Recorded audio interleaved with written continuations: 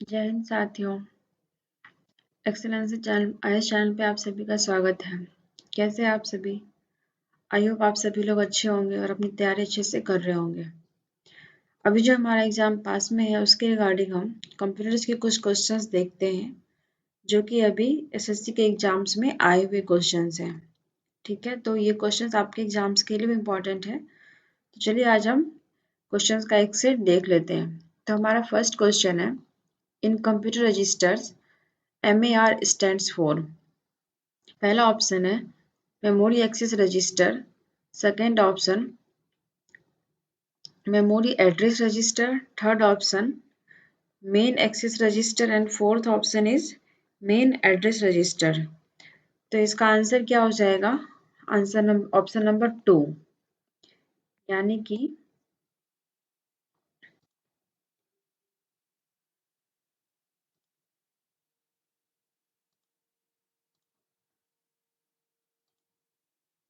इसका आंसर क्या हो जाएगा? Option number 2। ठीक है, अब मेमोरी एड्रेस रजिस्टर होता क्या है? तो मेमोरी एड्रेस रजिस्टर क्या है? ये होल्ड्स करता है मेमोरी लोकेशन ऑफ डाटा, यानी कि जो सीपीयू जो होता है जहाँ से डाटा एक्सेस करता है, वो डाटा जहाँ स्टोर होता है उस स्टोरेज को ही बोलते हैं मेमोरी एड्रेस रजिस्टर, जहाँ से सीपीयू डाटा यूज करता है एक्सेस करने के लिए। ठीक है, नेक्स्ट क्वेश्चन हम देखते हैं, which backup device provides a convenient way to create system images and complete backups but may require a lengthy restoration process। अब इसमें क्या है? इसका ऑप्शन है, first option DVD, RW disk, solid state drive, SSD, tape drive and network attached storage. अब आपको लगेगा ये टेप ड्राइव क्या होता है, पहली बार नाम सुना है। तो टेप ड्राइव वही है जो मैग्नेटिक टेप होता है ना, उसी को हम लोग यहाँ पे शॉर्ट में लिखा गया ऑप्शंस में कंफ्यूज करने के लिए, टेप ड्राइव। तो इसका आंसर भी क्या हो जाएगा? ऑप्शन नंबर 3, यानी कि टेप ड्राइव। क्वेश्चन में क्या है, which backup device provides a convenient way to create system images and complete backups but may require a lengthy restoration process. तो इसका आंसर क्या हो जाएगा? Tape drive. अब ये क्या करता है, जो मैग्नेटिक टेप होता है उसके माध्यम से ये डाटा को स्टोर करता है और फिर इसको हम एक्सेस करते हैं जब जब हमें कुछ काम होता है, और ये कंप्लीट स्टोरेज होता है बैकअप्स। जैसे हम लोग एग्जांपल के जैसे पेन ड्राइव में स्टोर करते हैं, तो वो क्या होता है, हम उससे बाद में भी ऑफलाइन यूज कर सकते हैं। और इसका एग्जांपल्स भी क्या क्या हो सकता है? तो प्रोफेशनल डीसी टेप ड्राइव एक हो जाएगा, डीसी टेप ड्राइव। दूसरा हो जाएगा जेडक्स micro drive,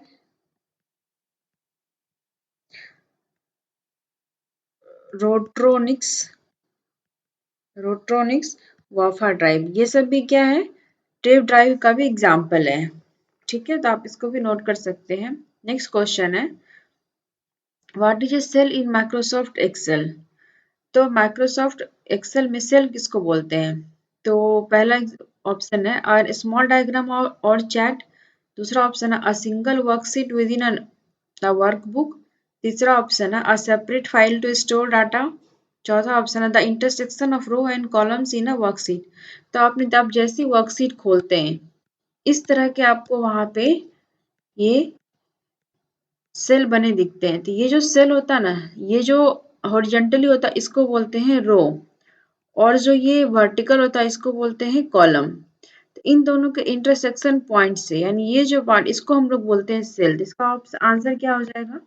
the intersection of row and column in a worksheet is called Microsoft cell in Microsoft Excel. ठीक है, नेक्स्ट क्वेश्चन है, which of the following is an example of the input device in a computer।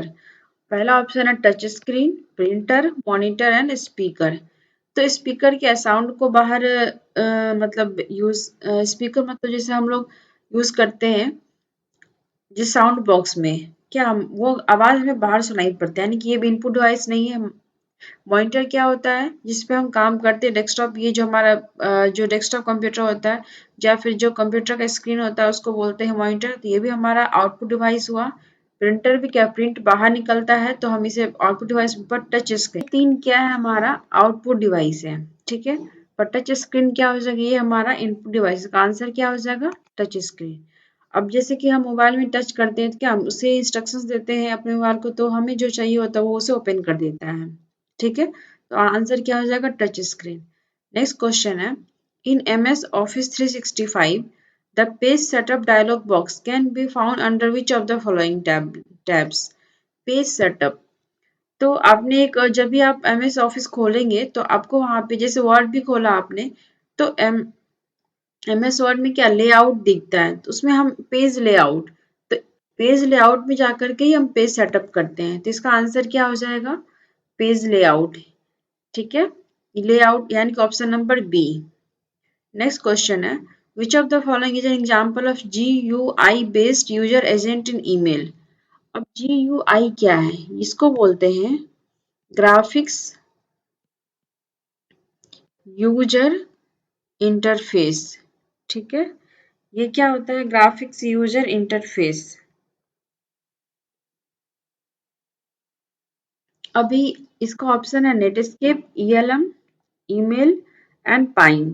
ठीक है, तो Netscape क्या होता है, example है ये, इसका आंसर क्या हो जाएगा, नेटस्केप। अब ये क्या होता है, सूट ऑफ सॉफ्टवेयर, यानी इसमें बहुत सारे सॉफ्टवेयर होते हैं जो कि सॉफ्टवेयर कंपोनेंट्स का एक बॉक्स बोल सकते हैं या फिर ग्रुप बोल सकते हैं, जो कि डाटा को sharing, accessing and communicating information via internet and the internet, यानी इंटरनेट के भी थ्रू कर सकते हैं और इंटरनेट के थ्रू भी कर सकते हैं, कि इसके इस जो भी डाटा को शेयर करना हो, एक्सेस करना हो, कम्युनिकेटिंग इसमें इंफॉर्मेशन कम्युनिकेट करना हो, तो नेटस्केप के माध्यम से हम कर सकते हैं, जो कि graphic user interface based user agent होता है ईमेल में। ठीक है, नेक्स्ट क्वेश्चन है, in MS Excel 2019 what does the SUM function.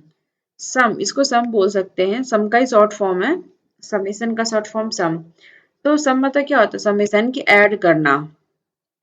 ठीक है, तो यहाँ पे क्या, इट पहला option, it counts the number of cell in a range. दूसरा है it multiplies the values in the range. It adds up the values in a range. Fourth option, it finds the average of values in the range. तो इसका answer क्या हो जाएगा, it adds up the value in the range, क्योंकि sum का मतलब क्या होता है, एडिशन। ठीक है, अब what is Trojan in the context of network security. अब ट्रोजन क्या है, सबसे पहले बात आपको ट्रोजन के बारे में क्या होता है, ये एक फेक सॉफ्टवेयर है। ठीक है, ये एक फेक सॉफ्टवेयर है जो कि आपके डाटा को चुराता है, और आपको मतलब आपके स्क्रीन पे पॉपअप आएगा, वो खुद ही डाउनलोड हो जाएगा और खुद ही जो है आपके आपके इंफॉर्मेशन को लीक कर देगा। तो ऑप्शन क्या है, type of firewall that protects against viruses and malware। दूसरा ऑप्शन है protocol used for secure communication between devices on a network. तीसरा ऑप्शन है malicious software designed as legitimate software to gain unauthorized access. A program, fourth option, a program that monitors network traffic for security breaches. तो हमने क्या बोला, एक fake software, नकली यानी कि मैलिशियस सॉफ्टवेयर है, जो कि आपके सिस्टम में खुद ही डाउनलोड होता है पॉपअप के रूप में, और आपके सिस्टम को एक्सेस करने की कोशिश करता है, जो कि अनऑथराइज रूप से। तो इसका आंसर क्या हो जाएगा, option number third. Next question है, what is a firewall in the context of network security. जैसा कि नाम से पता, फायरवॉल ये क्या करता है, ये एक सिक्योरिटी पर्पस के लिए यूज होता है, फायरवॉल जो है। ठीक है, और इसमें पहला ऑप्शन है a hardware device used to boost network performance. Second option, a software application for managing files and folders. A type of malware, third option, a type of malware that spreads through email attachment. And fourth option is a security mechanism that filters and control network traffic. तो आपने क्या बताया, जो firewall है ये network को security प्रदान करता है, तो इसमें आंसर क्या हो जाएगा, option number four, a security mechanism that filters and control network traffic.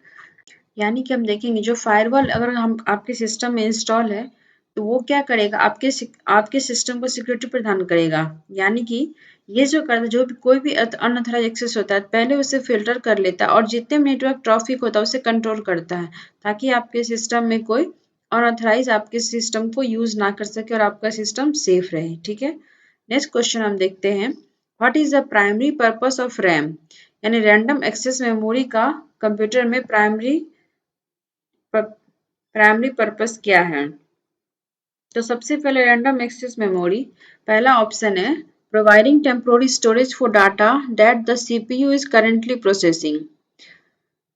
दूसरा ऑप्शन है storing permanent data and file. तीसरा ऑप्शन है मैसेजिंग पेरिफेरल डिवाइसेस। चौथा ऑप्शन है providing long term storage for program. ठीक है,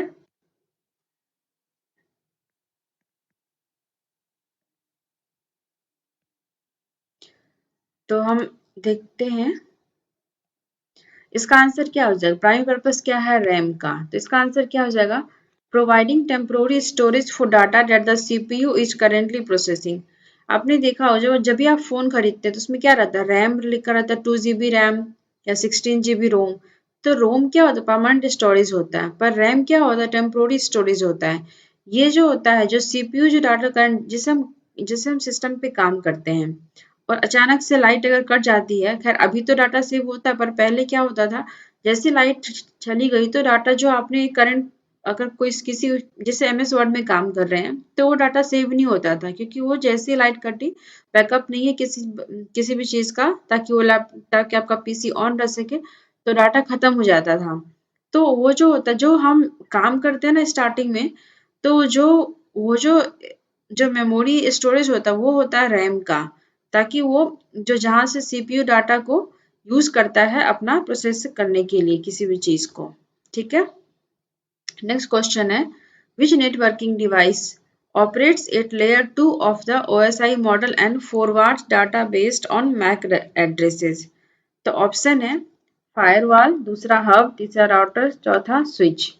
इसका आंसर क्या हो जाएगा, ओएसआई मॉडल के जो लेयर 2 होता है वो होता है डाटा लिंक लेयर। और डाटा लिंक लेयर में क्या होता है, डाटा लिंक लेयर में जो हम जिसका एग्जाम्पल क्या क्या होता है, स्विचेज होता है इसमें, एक तो स्विच हो गया, दूसरा हो गया ब्रिजेज हो गया, गेटवे हो गया। ठीक है, और सेकेंड लेयर होता क्या है, तो डाटा लिंक लेयर। ठीक है, डाटा लिंक लेयर होता है जिसमें कि एग्जाम्पल और क्या क्या होता है, स्विचेज होता है, ब्रिजेस होता है, गेटवे होता है। तो इन सब जो होता है, तो यहाँ पे क्या हो जाएगा, जो नेटवर्किंग डिवाइस क्या हो जाएगा, स्विच हो जाएगा, जो ऑप्शन हमारे पास दिया हुआ है। और वैसे आपको बता दें ओएसआई मॉडल में क्या होता है, टोटल 7 लेयर होते हैं। ठीक है, पहला होता है फिजिकल लेयर, दूसरा डाटा लिंक लेयर, तीसरा होता है network layer, transport layer, session layer, presentation layer and application layer. हम किसी दूसरे क्लास में इसे हम अच्छे से डिटेल में देखेंगे, क्योंकि ये हमारे एग्जाम्स में इससे बहुत क्वेश्चंस आते हैं और काफी इंपॉर्टेंट होते हैं। ठीक है, तो इसका आंसर क्या हो जाएगा, ऑप्शन नंबर 4। ठीक है, नेक्स्ट क्वेश्चन है a high speed memory is placed between the central processing unit and the primary memory known as। तो a high speed memory is placed between the central CPU and the primary memory। तो इसका answer क्या हो जाएगा, cache memory.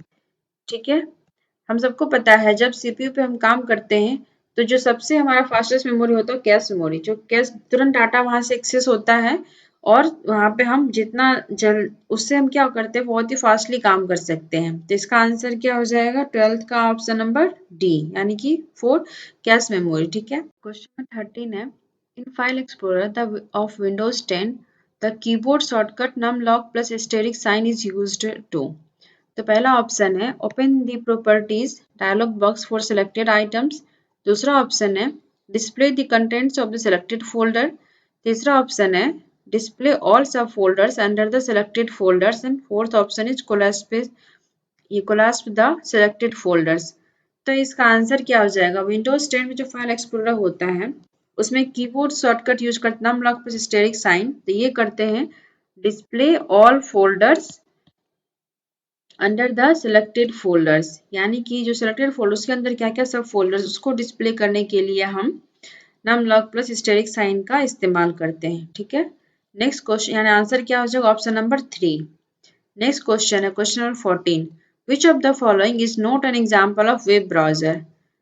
पहला option है opera, दूसरा option है गूगल क्रोम, तीसरा ऑप्शन है Apple safari and fourth option is Facebook.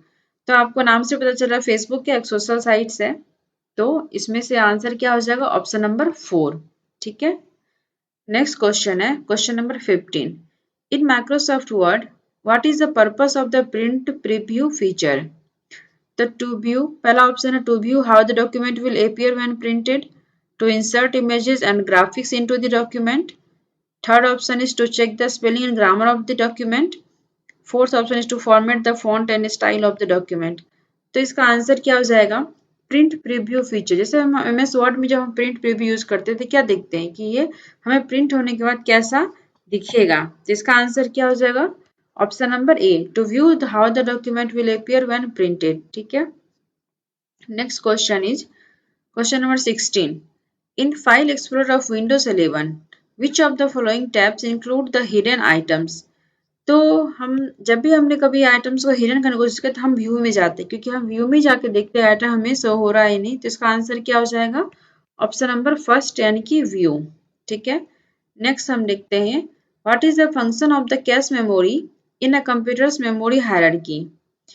तो पहला ऑप्शन है to manage the allocation of memory resources to different programs. ठीक है, दूसरा ऑप्शन है to store frequently use data for faster access by CPU, तीसरा ऑप्शन है to control the flow of data between the CPU and the memory, and fourth option is to provide permanent storage for data and files. तो इसका answer क्या हो जाएगा option number 2। ठीक है, to store जो कैश मेमोरी होता है उसका यूज होता है to store frequently use data for fast access by the CPU, यानी जब हम काम करते हैं तो CPU को जो डाटा रिक्वायरमेंट होता है जितना जल्दी मिल सके वो हम कैश मेमोरी का इस्तेमाल करते हैं उसके लिए। Next question is what is the shortcut key for copy in most Windows application. तो कॉपी के लिए क्या करते हैं Ctrl+C, ये तो हमें सबको पता है। इसका आंसर क्या हो जाएगा ऑप्शन नंबर 2। Ctrl+V क्या होता है, तो ये होता है पेस्ट के लिए, Ctrl+X क्या होता है, तो ये होता है कट करने के लिए। ठीक है, और ये Ctrl+Z क्या होता है, ये होता है अनडू प्रोसेस के लिए। ठीक है, और ये होता है हमारा कॉपी के लिए। तो चारों शॉर्टकट की आपको याद रखना पड़ेगा और हम नेक्स्ट क्लास में और भी इस शॉर्टकट की याद करेंगे। ठीक है, question number 19, when the sender and receiver of an email are on the same system we need only user agents। तो इसका आंसर क्या हो जाएगा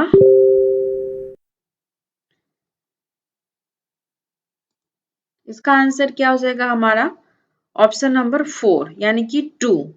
व्हेन द सेंडर, क्योंकि जब हम एक ही सिस्टम पे काम करें सेम सिस्टम पे जो है पर फिर भी हमें कितने यूजर चाहिए एक ईमेल पे काम करने के लिए, दो, एक सेंडर एंड एक रिसीवर। ठीक है, तो इसका आंसर क्या हो जाएगा ऑप्शन नंबर 4 यानी कि आंसर हो जाएगा 2 यूजर चाहिए कम से कम हमें। नेक्स्ट क्वेश्चन है A DAS is an organization that connects its subscriber computer using modem to the internet। तो इस ऑप्शन है पहला वेब ब्राउजर, दूसरा वेब सर्वर, तीसरा internet service provider and fourth is uniform resource locator. ठीक है, तो इसका आंसर क्या हो जाएगा ऑप्शन नंबर 3, ये इसका आंसर हो जाएगा that can subscribe component using modem to internet. हम मॉडेम का इस्तेमाल कर हम मॉडेम का इस्तेमाल क्यों करते हैं इंटरनेट को कनेक्ट करने के लिए। इसका फुल फॉर्म क्या होता है मॉड्यूलेटर एंड डीमॉड्यूलेटर। ठीक है, मॉड्यूलेटर एंड डीमॉड्यूलेटर। तो मॉडेम का फुल फॉर्म